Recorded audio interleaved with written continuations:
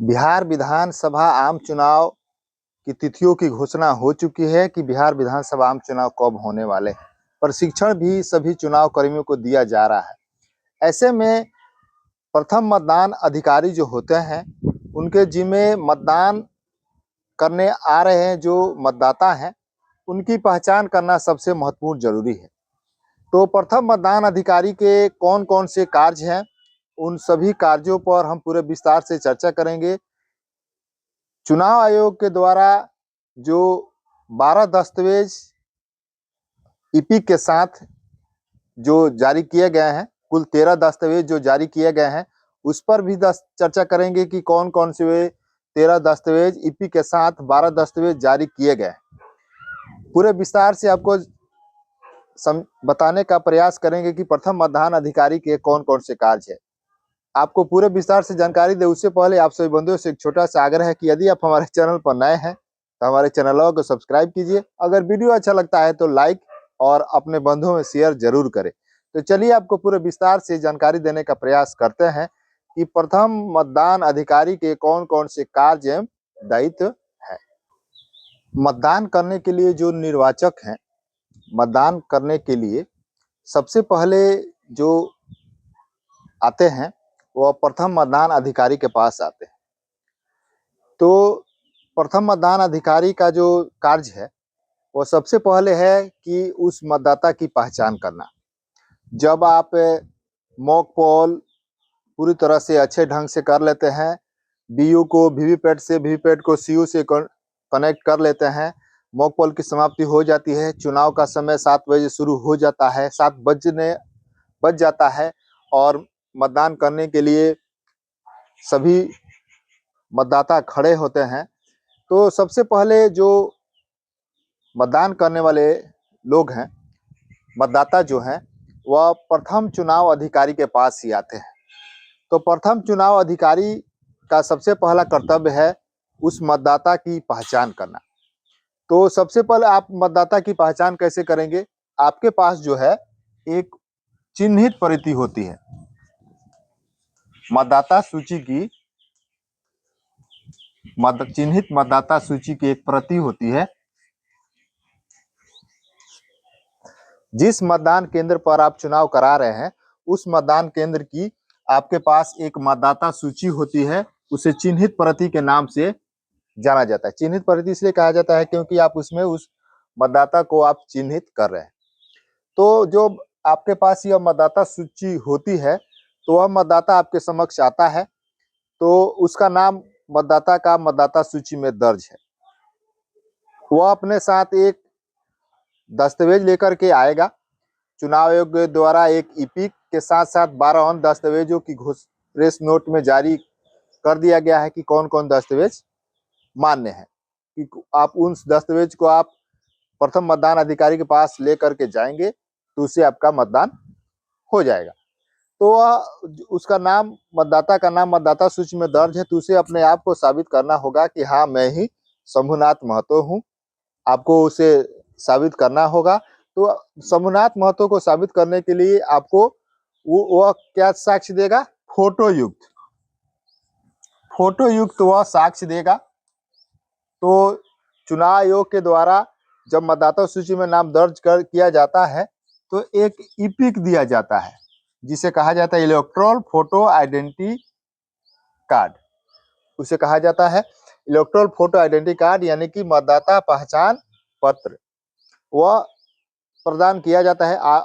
पहले बीएलओ मतदाता को देते थे जिनका नाम जुड़ता था मतदाता सूची में, लेकिन अब उनके जो पता होता है, जिस पते पर वो अपना साक्ष्य देते हैं कि हम इस पते पर निवास करते हैं, उस पते पर यह जो ईपिक कार्ड है, जो मतदाता पहचान पत्र है, वह उनके पते पर भेज दिया जा रहा है। तो अगर वह उसके पास, यह मतदाता के पास ईपिक है, तो वह अपने साथ लेकर के आएगा, तो वह साक्ष्य दिखाता है। इसके अलावा अगर उसके पास मान के चलिए कहीं गुम हो गया है, फट गया है, इसके अलावा भी 12 जो पहचान पत्र के दस्तावेज है उसे भी सूची जारी की गई है। तो वह कौन कौन से दस्तावेज हैं, आइए उस पर चर्चा कर लेते हैं कि वह कौन कौन से दस्तावेज मतदाता अपने साथ लेकर के आएगा, तो आप उससे मतदान का उसका पहचान आप कर सकते हैं। यह प्रथम मतदान अधिकारी के पास यह 12 जो दस्तावेज है, 12 दस्तावेज की जो सूची है अवश्य होनी चाहिए, क्योंकि उसमें आपको मिलान करने होंगे कि आपको वह कौन सा साक्ष्य लेकर के आ रहा है। 12 के अलावा अगर कोई अन्य दस्तावेज ले रहा है तो उसको मान्य नहीं है। तो चलिए चर्चा कर लेते हैं पहले कि 12 जो चुनाव के द्वारा प्रेस नोट जारी करके दस्तावेजों की सूची जारी की गई है, उस पर चर्चा कर लेते हैं कौन कौन से दस्तावेज है। भारत निर्वाचन आयोग के द्वारा यह प्रेस नोट जारी किया गया है कि मतदाता सूची में शामिल मतदाता मतदान करने के लिए ईपी के अलावा 12 वैकल्पिक फोटो पहचान पत्रों में से कोई एक पहचान पत्र दिखा सकते हैं। तो कौन कौन से वो फोटो युक्त 12 जो दस्तावेज है वह कौन कौन से हैं, यहाँ पर सूची जो जारी की गई है इस पर चर्चा कर लेते हैं।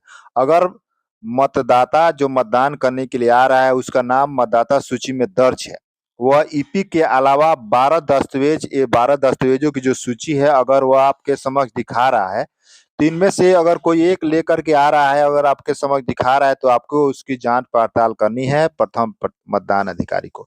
तो सबसे पहले अगर वह ईपी लेकर आ रहा है तो ठीक है, उसके आधार पर आप उसकी जांच पहचान पड़ताल कर सकते हैं। और दूसरा, अगर ईपी के अलावा अगर अन्य 12 दस्तावेज ला रहा है, जैसे सबसे पहला है आधार कार्ड, अगर वो आधार कार्ड लेकर आ रहा है तो आधार कार्ड में उसका नाम और फोटो रहता है, उससे उसकी पहचान हो सकती है। दूसरा है कि मनरेगा जॉब कार्ड, और तीसरा है बैंक डाकघर द्वारा जारी फोटोयुक्त पासबुक। आजकल जो भी फोटोयुक्त पासबुक हो रहा है, मिल रहा है बैंक के द्वारा या डाकघर के द्वारा जो दिया जा रहा है, उस पर फोटो चिपका रहता है मैनेजर साहब का, उस पर स्टाम्प मोहर साइन सब किया हुआ रहता है। तो बैंक या डाकघर द्वारा अगर पासबुक लेकर के आ रहा है तो उस पर मान्य है। श्रम मंत्रालय की स्कीम के अंतर्गत जारी स्वास्थ्य बीमा स्मार्ट कार्ड, आयुष्मान भारत स्वास्थ्य कार्ड। यह चौथा है कि यह जो जारी स्वास्थ्य बीमा स्मार्ट कार्ड होता है, आयुष्मान भारत स्वास्थ्य कार्ड, यह लेकर आ रहा है तो उसके आधार पर हो सकता है। ड्राइविंग लाइसेंस के आधार पर मतदान का पहचान हो सकता है। पैन कार्ड, ड्राइविंग लाइसेंस में फोटो रहता है, इसलिए इसे जोड़ा गया है। एनपीआर के अंतर्गत आरजीआई द्वारा जारी स्मार्ट कार्ड, भारतीय पासपोर्ट भी है, फोटोयुक्त पेंशन दस्तावेज भी है। केंद्र राज्य सरकार, सार्वजनिक क्षेत्र के उपक्रमों, पब्लिक लिमिटेड कंपनियों द्वारा कर्मचारियों की जारी फोटोयुक्त सेवा पहचान पत्र, सांसदों, विधायकों, विधान परिषद के सदस्यों को जारी आधिकारिक पहचान पत्र। और 12वां है सामाजिक न्याय और अधिकारिता मंत्रालय भारत सरकार द्वारा जारी विशिष्ट निष्पक्षता आईडी आरडीईडी कार्ड। मतलब कि ईपी के अलावा अगर वो मतदाता अपने साथ यह 12 जो दस्तावेज है लेकर के आ रहा है, 12 दस्तावेजों में से कोई एक लेकर के आ रहा है, तो इन दस्तावेजों के आधार पर उसकी पहचान सुनिश्चित करके उसे मतदान करने के लिए आगे बढ़ाया जा सकता है। तो आइए अब चर्चा कर लेते हैं इसके बाद कि जो जब मतदाता की पहचान हो जाएगी तब उस मतदाता सूची में उसका निशान कैसे लगाएंगे। जब आप मतदाता की 12 दस्तावेजों में से कोई एक दस्तावेज के आधार पर, यूं कहें कि 12 या 13, एक ईपिक भी है साथ में, उसके आधार पर जब आप मतदाता की पहचान कर लेते हैं कि हाँ यह मतदाता ही वास्तविक मतदाता है, जो आपके पास पीओन के पास जो मतदाता सूची है चिन्हित प्रति, तो पहचान कर लेते हैं, तब अब आपका काम, दूसरा कार्य क्या है कि जो मतदाता की पहचान कर सब उसका जो उस व्यक्ति का जो नाम है आपको जोर से बोलना होता है।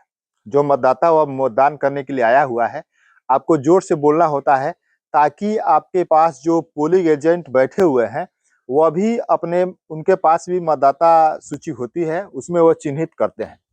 तो एक बात और यहाँ पर हम आपको बताने चाहेंगे, उस मतदाता के नाम के साथ साथ उसके पिता के नाम भी बुलाइए, क्योंकि हो सकता है कि एक ही नाम का अगर कोई अन्य दूसरा 2 मतदाता हो या 3 मतदाता हो, तो उस समय वहाँ पर दिक्कत हो जाती है। वैसे तो वह अपने साथ क्रम संख्या, मतदाता का क्रम संख्या लेकर के आता है, लेकिन आपको यहाँ पर ध्यान देने, हम अपने तरफ से आपको यह जानकारी दे रहे हैं कि वो अपने उसका नाम के साथ साथ उसके पिता का नाम भी जरूर बुलाए।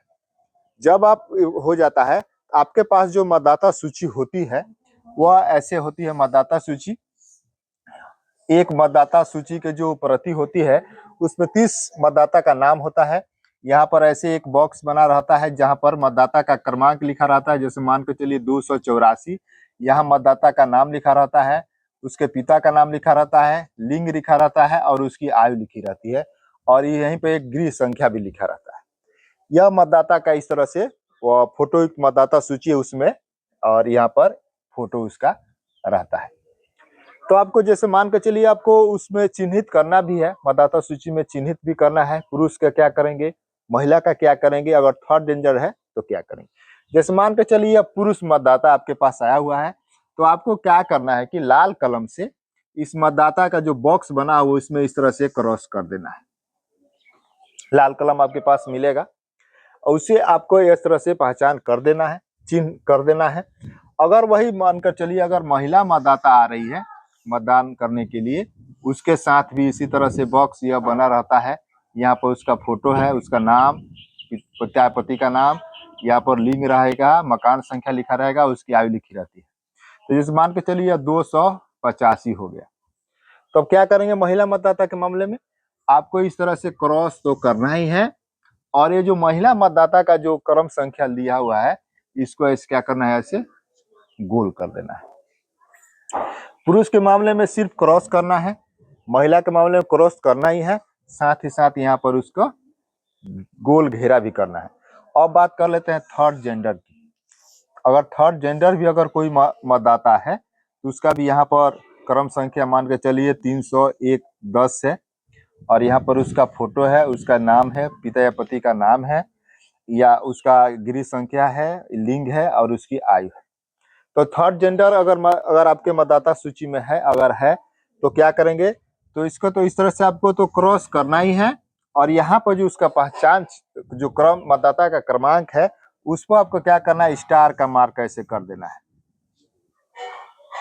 तो ये तीन ये हो गया पुरुष के लिए या पुरुष मतदाता के लिए या महिला मतदाता के लिए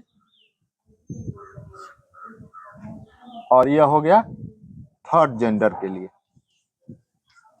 यह आपको निशान लगाना है, इस तरह से निशान लगाना है और यह सभी कार्य करने के बाद आपको उस मतदाता को P2 के पास भेज देना है।